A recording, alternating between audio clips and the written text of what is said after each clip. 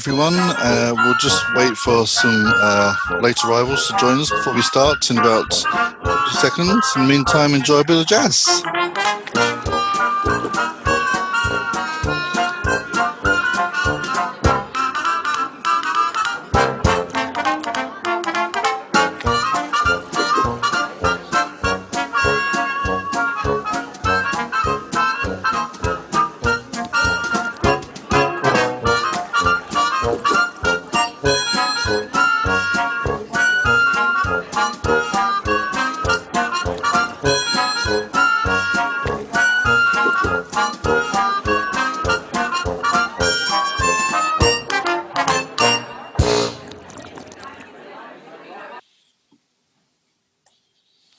So welcome everyone to the second SQL Presents webinar.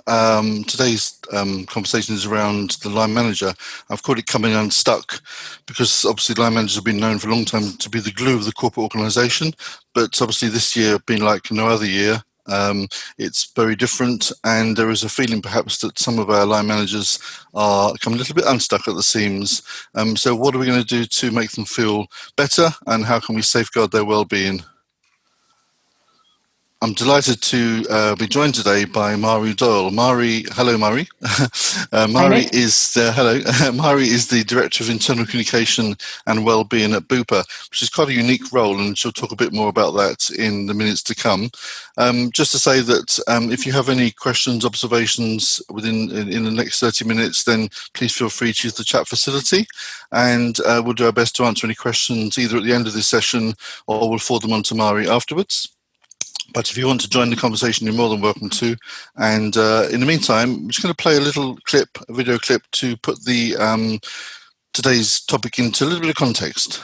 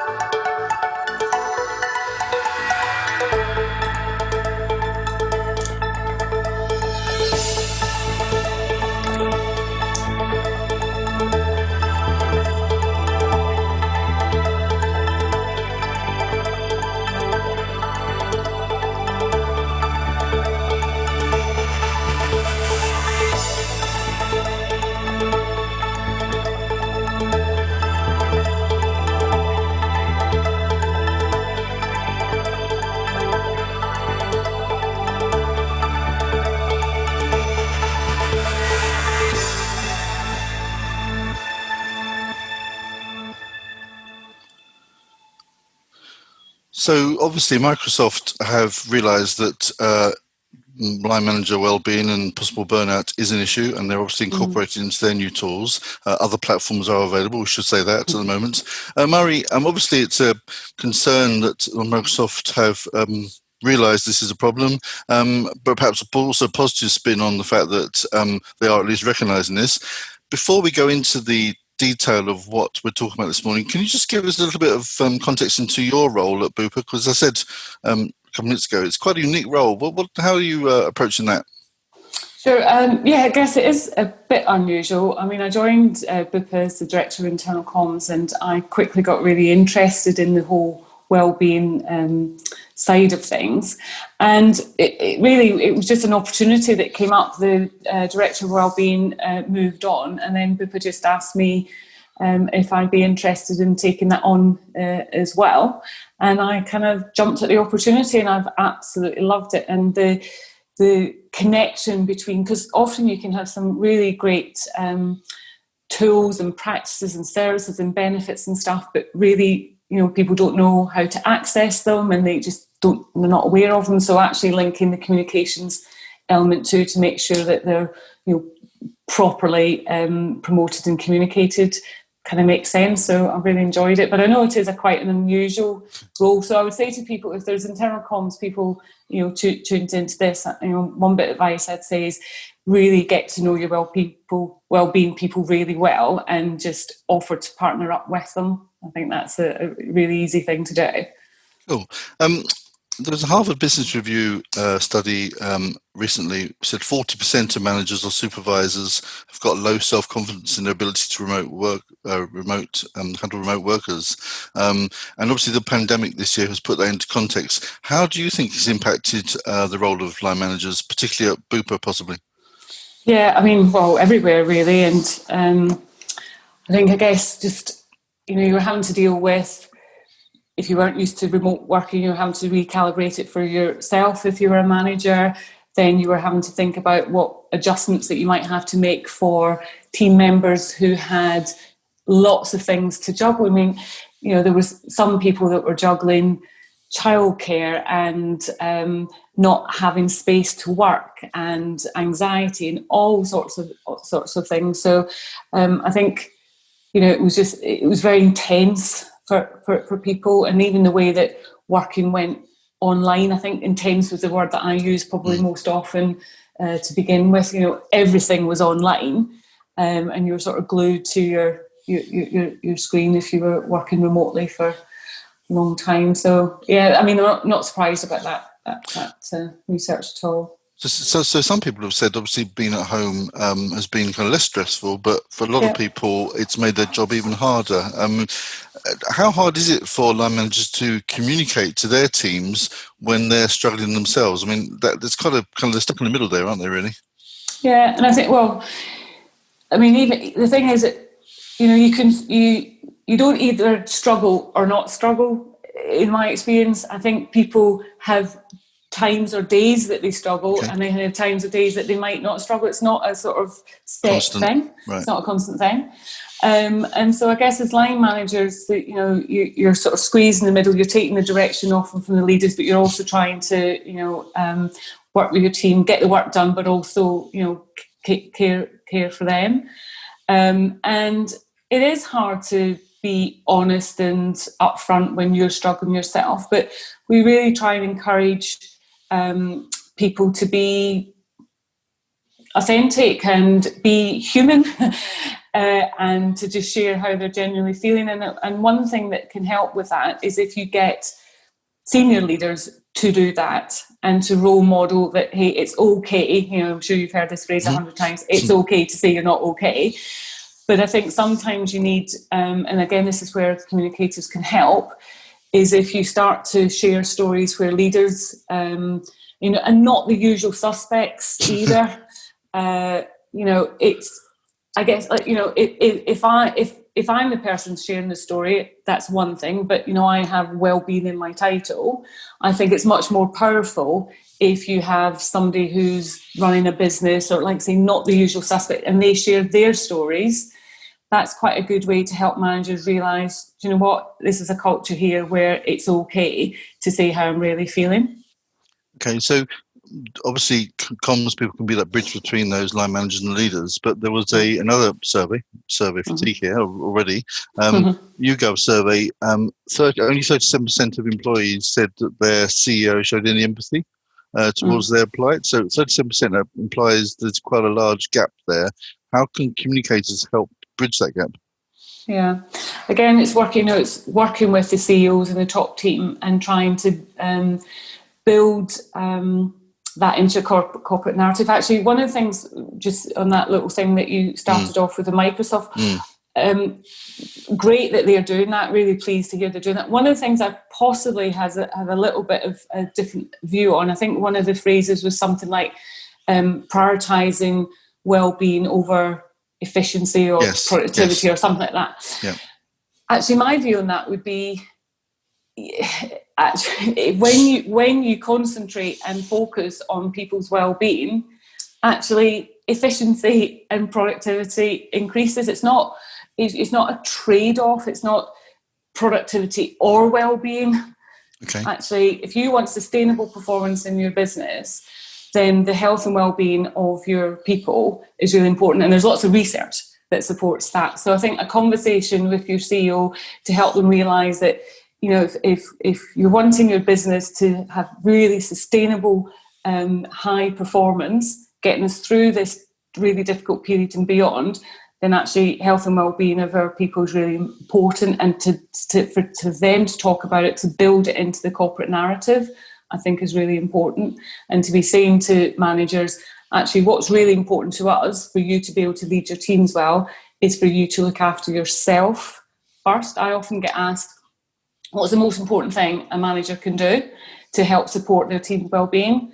And actually, the first thing they can do is think about, okay, how am I going to look after my own well-being? Because when you do that, then you're signaling, it's not what I say, it's what I do. And then you give everybody the permission to prioritise that. And when people do that, productivity is really high. You get things done quicker and to higher quality when you're feeling, well. And do you think CEOs, executives realise that? Or is that still a battle we've got to win? I think one of the things I think COVID has changed is I think that is changing because,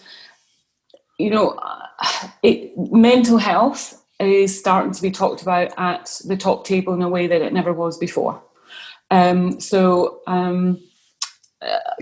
think that well-being was often, it was the HR team that looked after it, whereas now my experiences is that the senior teams are starting to, the penny has dropped in a lot of organisations, and they're starting to have conversations at top teams. And I've sat in on a couple of, in my other role as on the internal comms side of things, I sometimes support senior leaders when they're doing things like this, sometimes outside our organisation, where people are interested in how Bupa's coped with the pandemic. And every single one of these webinars, podcasts, interviews, panel discussions, every single one of them, people have raised the thing around wellbeing and mental health in particular. And so we're seeing more and more organisations starting to get this. So I think if there's some good things to take from this awful situation, I think that's one of them. Is it's put a focus on it. Okay. So I get that CEOs are obviously more aware and beginning to act on it. Do you think they are still, however, putting too much pressure on line managers, expecting them to cope? Yeah, yes. I think one of the things that I hear often is that line managers are responsible for the well-being, and I don't like that phrase at all, because actually what they are responsible for is creating the environment for people to have to support people's well-being. My manager is not responsible for my health and well-being. I'm responsible for that.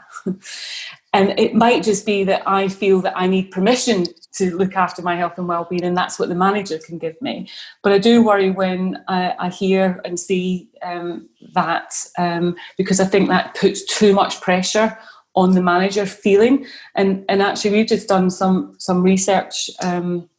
It's not concluded yet, but we've been doing some research with their own managers. And one of the things that they feel is they say that they worry, they don't feel the confidence to speak to people properly about well-being, and they worry that if they open up a conversation that they wouldn't be qualified to conduct that properly.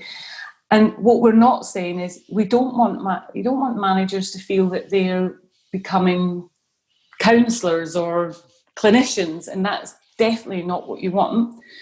What you want managers is to feel that they can look out for the signs in their teams for when people are going off course, and then they know what support's available and how to signpost and help people get that. And you can help them by giving them conversation guides and training and stuff like that.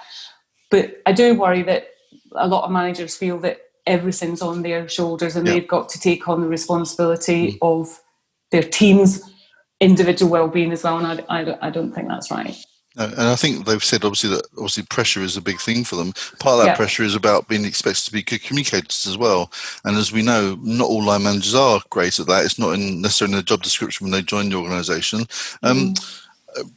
Tying in with the well-being, how can the internal comms teams like yourself kind of support line managers with the ability to get comms across as well? Is it about behaviour and leading from by example, or is it, as I've read recently, about giving line managers tactical, practical support and toolkits? I think it's probably more than that, isn't it? Yeah, I mean, it's all of that, isn't it? I mean, again, I think one of the things with the intensity of a lot of people working from home is relook. I would advise communicators, and I'm trying to do this myself, is relook at the way that you are helping managers communicate. And I think less is definitely more. Right. And we've had this conversation in the past. Is we've looked at some of the communications to manager and we've changed it. So it's much more about, these are the 3 things that will help you. Here's a visual thing, as opposed to lots and lots of words and PowerPoint slides and stuff like that. Keep it really, really, really simple. And I guess, when we say that not everybody's a natural communicator and stuff, but it's trying to help people, again, just be more human and not feel that everything has to be formal. That's something else I think that the remote working has helped, is that it's a bit more informal now in a lot of situations. And I think that's helpful. Not everything needs to be really polished and yes, absolutely. Formal communication. So just trying to say to managers, just be yourself and speak. Be curious about your team and what the circumstances they're in. Share with them the circumstances that you're in, and figure out what can be done to help. So I think you have to make adjustments for people given the circumstances that they're in. I'm sure they're all different, in terms of what they can take on board and what they can communicate, and the level of support you give them is different. Just a quick question on perhaps measurement. So how are you measuring the well-being of your line managers, and how are you measuring their effectiveness as communicators, if indeed you are? Well, we don't particularly measure their effectiveness as communicators. I mean, one of the things that we've been measuring through COVID is how do people feel that they're getting the right support from their managers. And actually the last one that we did was 91%, I think it was, 92% of people. So what we were finding, certainly at Bupa, is managers were really stepping up. Are seeing that they're doing the regular check-ins, they're having the one-to-ones, they're having the conversations with people about, how are they doing before they start talking about the work. And in fact, that's the thing, I guess, that we've been measuring most of all. In terms of well-being, that's always been a tricky thing to measure. We're looking at that too, but it's all the stuff around absenteeism, the people that take up the employee assistance program, that sort of thing, which is a good thing when people actually seek support if they need it. So one of the things that we're looking at is what sort of dashboard that we're going to be looking at to look at all the different measures and making sure that you turn that data into insights. Because I think there's a difference between data and insights. The data might tell you one thing, but you have to then interrogate it to make sure that you understand exactly what it's telling you. How would you do that? That's an interesting point. So it might be, focus groups. So an example is, say you're the numbers of people that called the employee assistance program went shooting right up. You might that data might say that's a bad thing. You might have a problem. But if you interrogated that more, it might show you that actually you've just done a campaign. So internal comms is just doing a campaign saying, if you're struggling, here's a number to call. And actually more people have sought help more quickly than not. That's a good thing. So that's the difference between insight and data.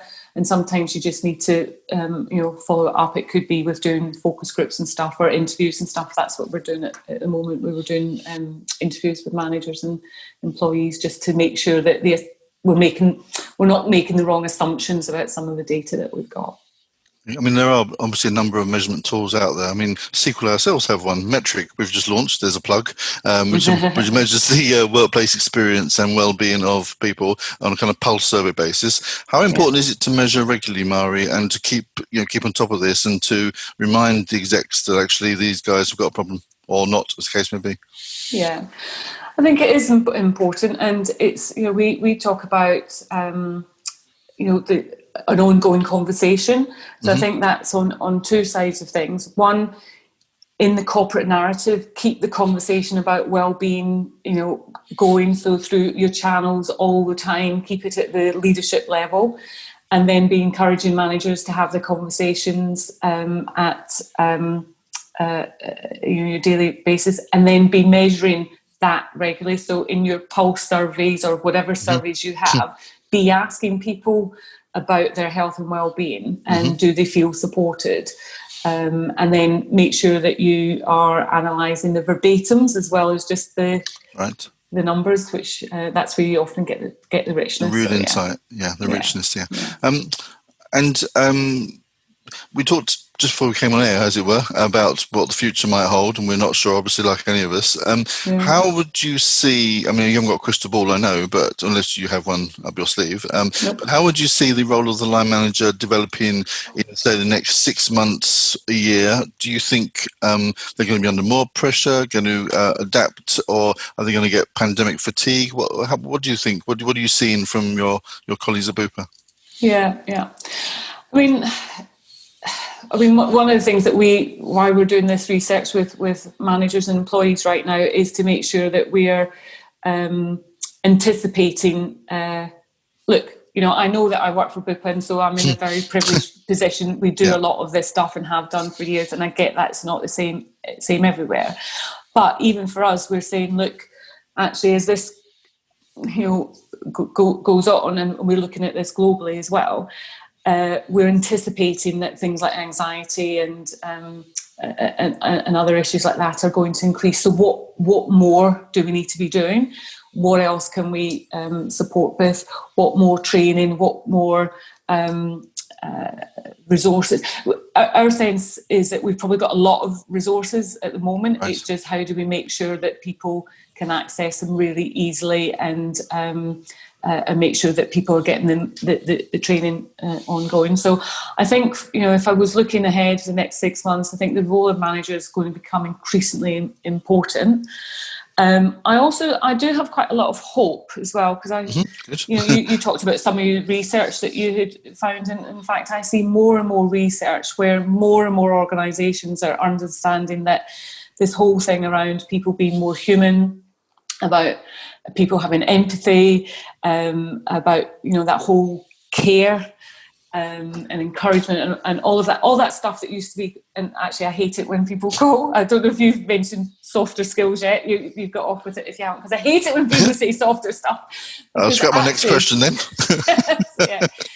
It's not softer stuff. Right. It's what makes you human, and I see more and more research confirming that more and more organisations are understanding that when skills like that are given more prominence, then in fact the organisation works faster and better and provides their customers with a better service. Okay. All right. Well, I won't use the word soft. But my next question was going to be around the fact that the pandemic is obviously hitting businesses hard in terms of revenue and investment in issues such as employee well-being. Whether or not you call it soft or not, is that going to be an issue? Because it's very tempting for a CEO or FD to think it's kind of a soft skill. Do we need it? Is it going to make us more efficient? We've already answered that. But do you fear that some organisations may kind of take a step back, or are you still full of hope?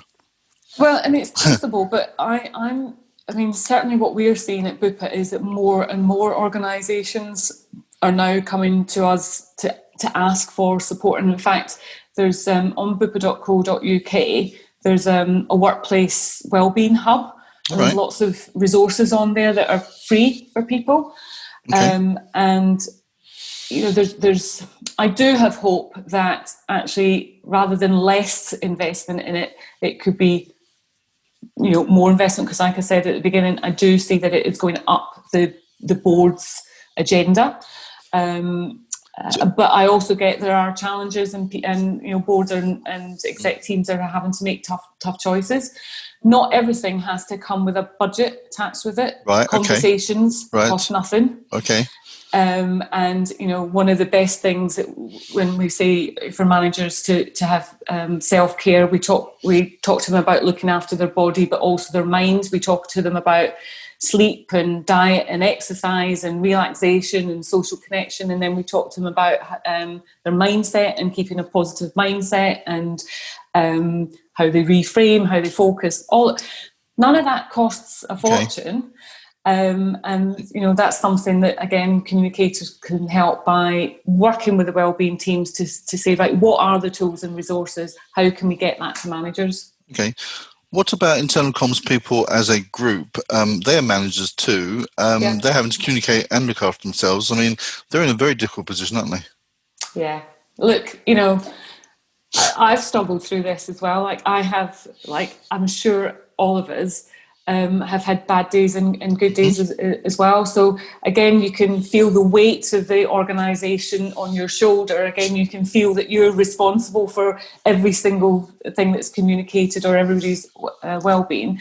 And again, I know it sounds simple, but it is the most useful tip and piece of advice I can give to people is learn what it is that you need to keep yourself well, and what you need will be different from what I need, Nick.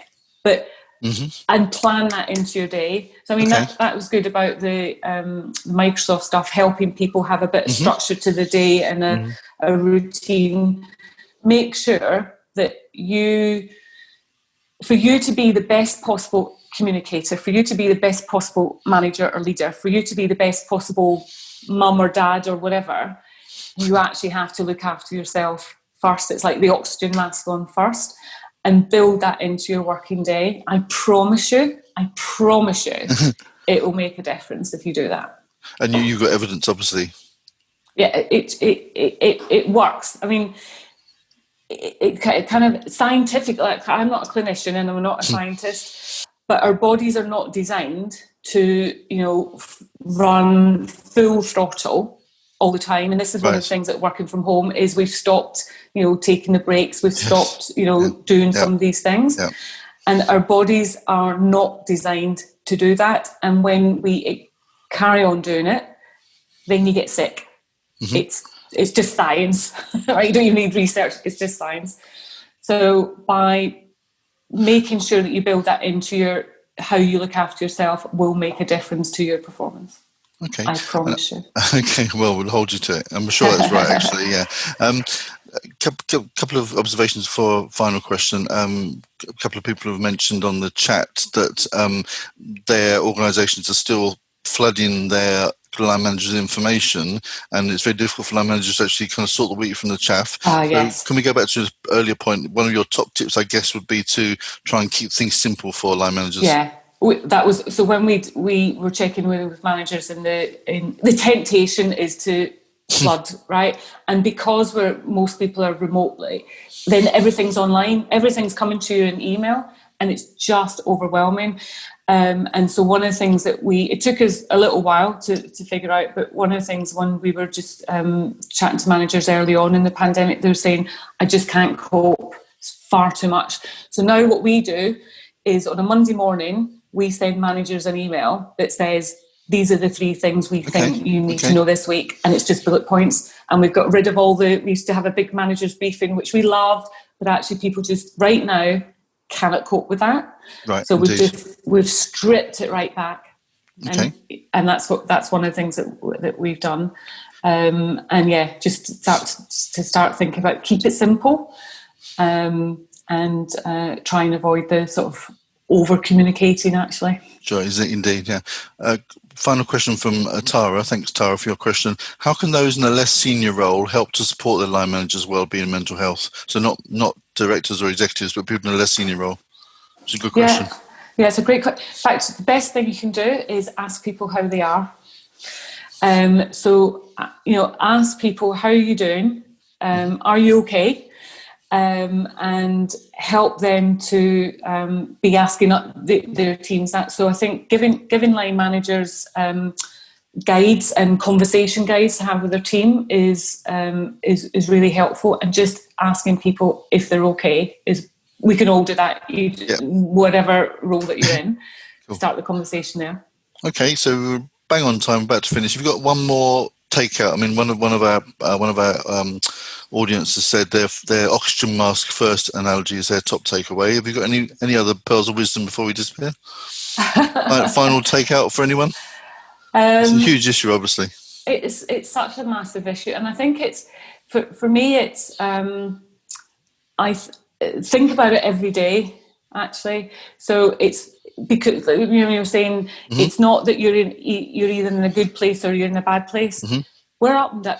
Again, humans, we're up and down every day. So don't make assumptions that if somebody was good yesterday or that you were good yesterday, that you'll be good today. It's recalibrate every day. So check in with yourself every day. Check in.